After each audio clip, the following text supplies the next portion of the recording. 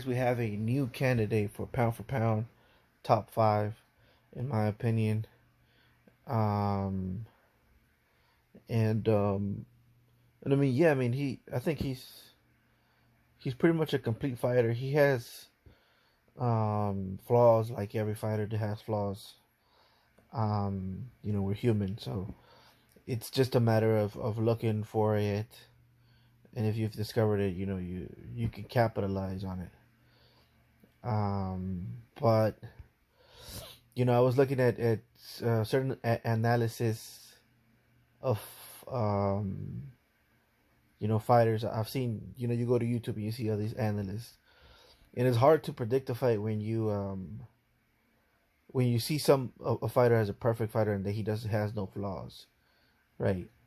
And with other fighters, you're constantly looking for flaws, But with the fighter that you like, for whatever reason, you try not to see any flaws. It's really hard to be an analyst when you have biases like that. Um, but anyways, it's just something I wanted to mention because, like I said, I've seen these analysts find like 1,000 flaws in every other fighter, but the one fighter they like, they're perfect. They have no flaws whatsoever. Um, and it takes a certain level of idolization of humans or certain people in order for you to even begin to not be objective and to not think logically like that. um but getting back to this fight, to the subject at hand. This was a great fight. It wasn't back and forth. I can't say that. Bam Rodriguez dominated the fight from beginning to end, but he was making the same bad habits that he's been having since he was fighting, which is, I don't know if I mentioned that in the prediction video, um, but I did mention that there was a mistake or a bad habit that he has that has to do with his feet, and if Estrada knows about this and he knows how to capitalize on this bad habit that Bam has, he could expose it, you know. But even so, I still had Bam winning or I predicted that Bam was going to win simply because he had so much on his side. He had the youth, he had the momentum, and he had, just even the style. The style matchup was bad for Estrada, and it favored Bam. So, because of all of those things put together, it just seemed like, it was meant for Bam to win this particular fight. Um, but like I said, Estrada still has those skills that allow him to catch somebody, in his weakest point or in his most vulnerable moments within the fight. Um, Now the knockdown, the flash knockdown that Estrada had over Bam was in the sixth, I believe. If I'm not mistaken, it was in the sixth, and um, and it was because, like I said, his main Achilles heel for Bam is his footwork, but it's also his strength because he's not that weak um, when it comes to his feet. He has good footwork. He has good fundamental footwork as well. His positioning is, he's almost never in the exchange, never out of positioning. Um, but there's this bad habit that he has where he crosses his feet too close to the danger zone, meaning on the inside. And you should never do that. If you're going to cross your feet or you're going to relax a little bit or you're going to create the illusion that you're in bad positioning, you have to have, um, distance from you and your opponent. But Bam keeps doing that when he's really close. And he did it in this one. He was not only crossing his feet when he got caught, but he was also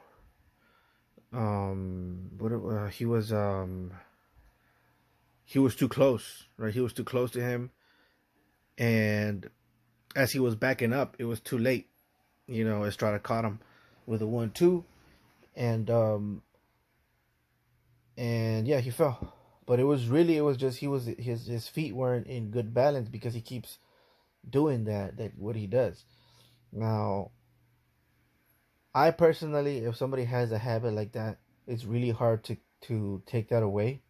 But what you can do is, how can I say this? Add another habit to that in order to set things up. It's kind of hard to explain, but the point is Estrada capitalized on that, which I thought he was gonna do. I did say that Estrada is one of these guys um, that can catch these tails, can catch these bad habits, and capitalize on them. Now, Estrada did that a couple of times within the fight, so it means that he found either in tape or within the fight, he found the weakness of Bam Rodriguez. Um, and maybe it was too little too late. Well, I mean, not maybe it was too late. It was too little too late. Because Bam was just, too good tonight. But now there's going to be a rematch. Maybe El Gallito Estrada could start off, you know, exposing that. Exposing that weakness in Bam's footwork. Um, but yeah, like I said, Bam has youth on his side, and he has really quick feet.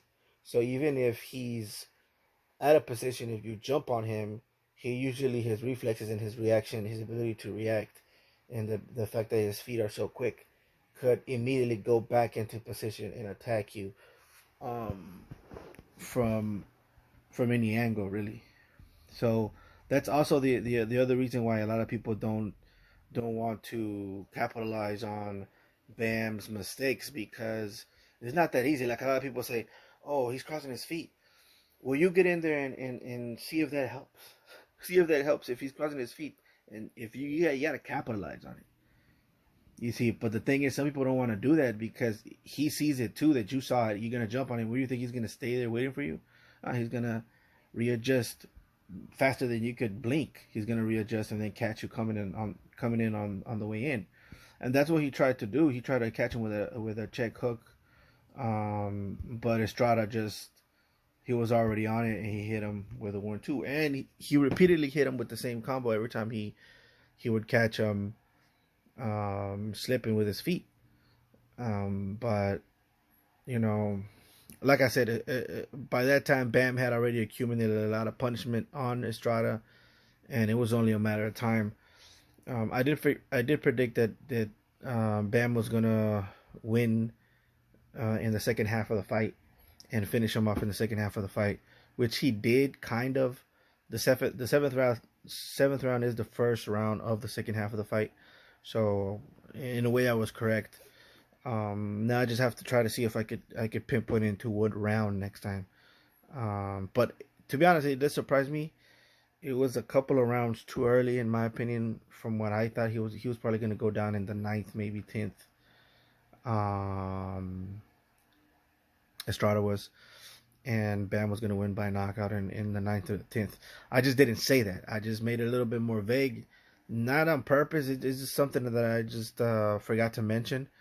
Um, the one that I didn't mention on purpose was Bam's weakness. And the reason I didn't mention it on purpose is because I wanted to see if Estrada knew about it or could figure that out within the fight. And he did. And that's why he got the flash knockdown. But like I said, youth still won over.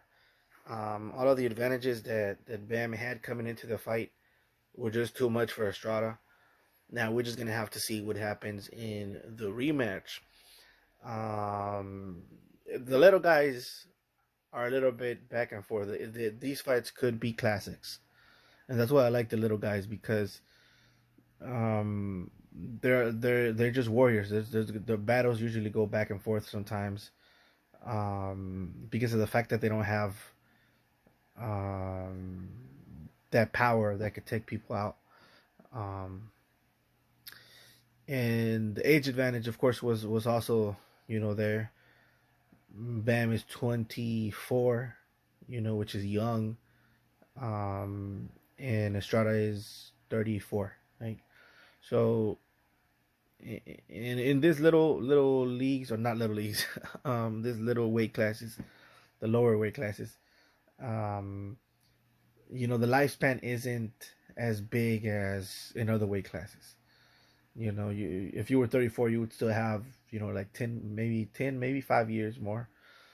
But for the little guys, they take a lot more punishment because they don't have that power. And like I said, before, and maybe in another video, these guys, um, since they don't have the power, they take more punishment. So sometimes it's better to get knocked down and then you recuperate and whatever. But since this guy don't have that power, like that, it takes longer to knock these guys down, or for them to knock each other out. And because of that, they have more trauma to the brain, and like I said, the longevity isn't really on their side. So that's why they make the fights happen more often. When you got the bigger guys, they're always waiting around on each other, and politics gets in the way, and I'm the A side, B side. But these little guys, they can't afford to do that. They just go for it and make the fights happen. Um, but yeah, guys, this was a good fight. It was a somewhat competitive, but I still think Bam, dominated. Um, and it's good to see another guy in the pound for pound list. Top five. People are mentioning him. Trying to fight Inoue. I think that's a little bit too much to ask for him right now. I think he's gonna try to become undisputed. I think he's gonna challenge. I forgot his name, Nokatayo or something like that, or some Japanese guy. I forgot his name. Um, and he's waiting for the fight between them to happen so they could get the winner. But also Estrada activated his rematch clause, so that's gonna happen again. So, but yeah, that's pretty much it, guys. What else did I forget to mention? Anything else? No, that's pretty much it. So, yeah, pretty much what I thought was gonna happen happened. Maybe a couple of rounds too early. For what I had in my brain. Estrada did capitalize on what I thought he was going to capitalize. So pretty much everything went down according to plan. Um, but we'll see what happens in the second fight, guys. If they announce the fight, I'll go ahead and make a quick prediction immediately, just so I won't forget when it happens. But yeah, guys, let me know what you guys thought about the fight. Um, Let me know how I did in this video. Please like, comment, subscribe, turn on the bell notifications if you want to see more stuff like this. Catch you on the next one.